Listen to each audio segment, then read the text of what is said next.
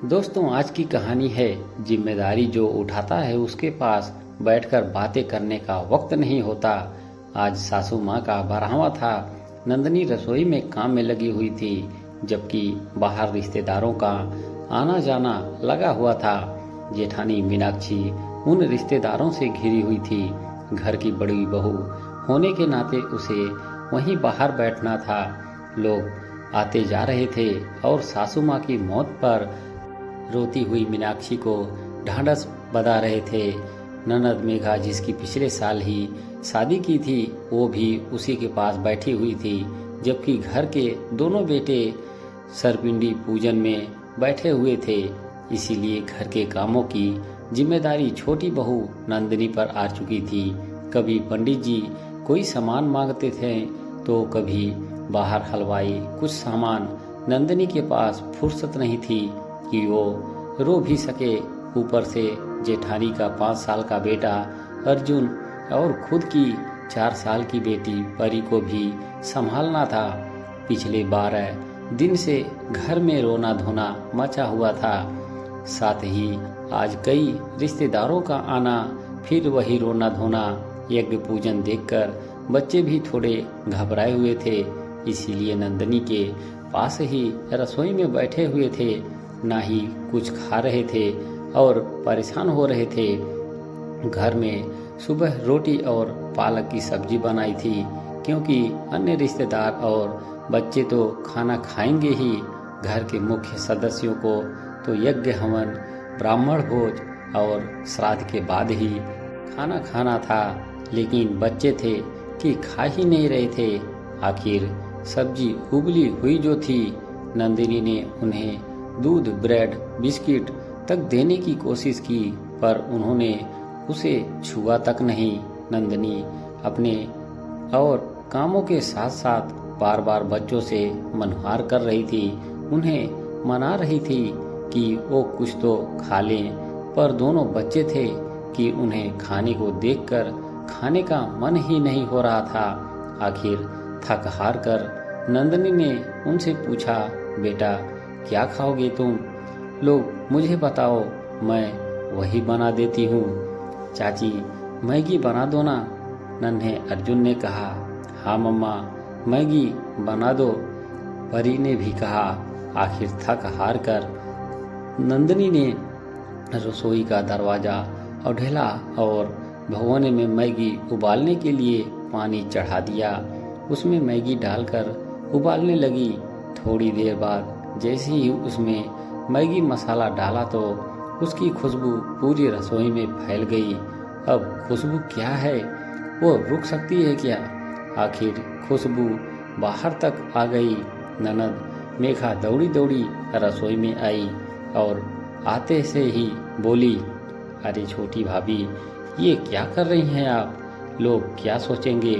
घर में सास का 12वां चल रहा है और आप यहाँ रसोई में मैगी बना रही हैं। अचानक मेघा को सामने देखकर नंदिनी हैरान रह गई, पर फिर उसे समझाते हुए बोली, मेघा, बच्चे खाना नहीं खा रहे हैं। कल रात को भी उन्होंने ढंग से खाना नहीं खाया था। दोपहर के 1 बजने को आ चुके हैं। आखिर बच्चे हैं, कब तक भूखे रहेंगे? पिछले 11 दिनों से उबला हुआ खाना खा रहे हैं, अब रोटी सब्जी खा नहीं रहे, इसीलिए उन्हें मैगी बनाकर खिला रही हूँ। भाभी, शर्म आनी चाहिए आपको। आपको क्या दुख हुआ है?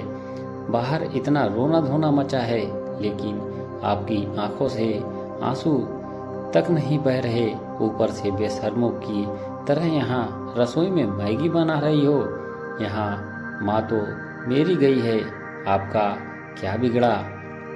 कहते कहते मेघा ने रोना धोना मचा दिया।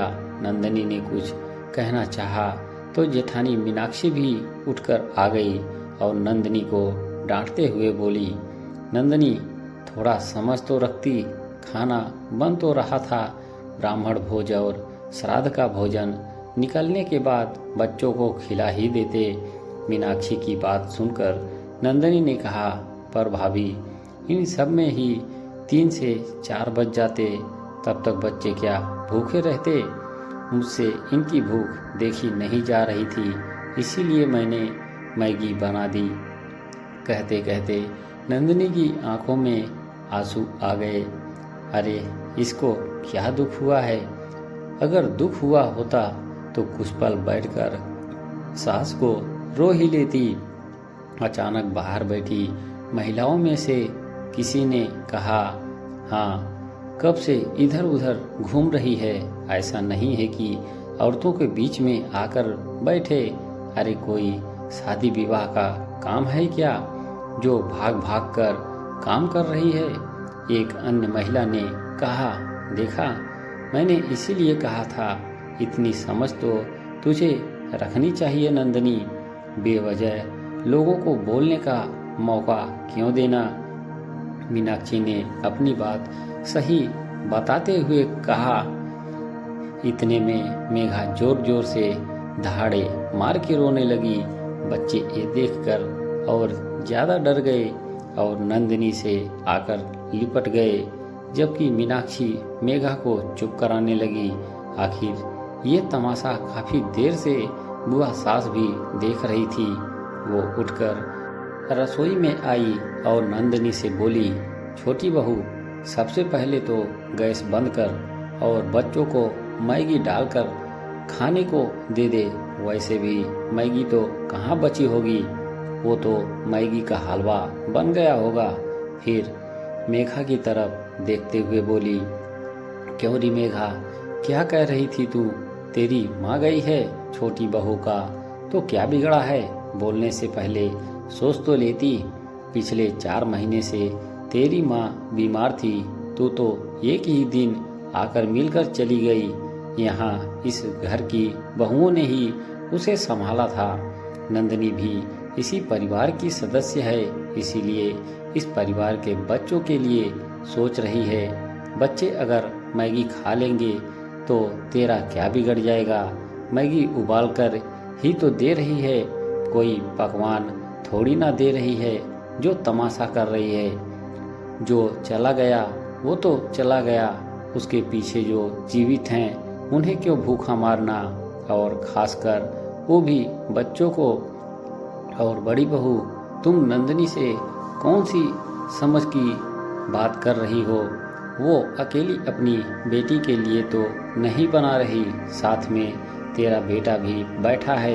ये तो उसकी ममता है कि वो दोनों बच्चों को भूख नहीं देख पा रही और मैगी बनाकर खिला रही है। अरे ओ है इस घर में, तभी तो तू इतनी आसानी से बाहर औरतों के बीच बैठ पा रही है। तू बजाय उसकी जिम्मेदारियां को समझने के तुम उसे ही सुना रही है। बुआ जी की बात सुनकर मेघा और मीनाक्षी दोनों चुप हो गए। तब बुआ जी बाहर बैठी उन औरतों से बोली, हाँ तो आओ मेरे सामने, मुझसे बात करो।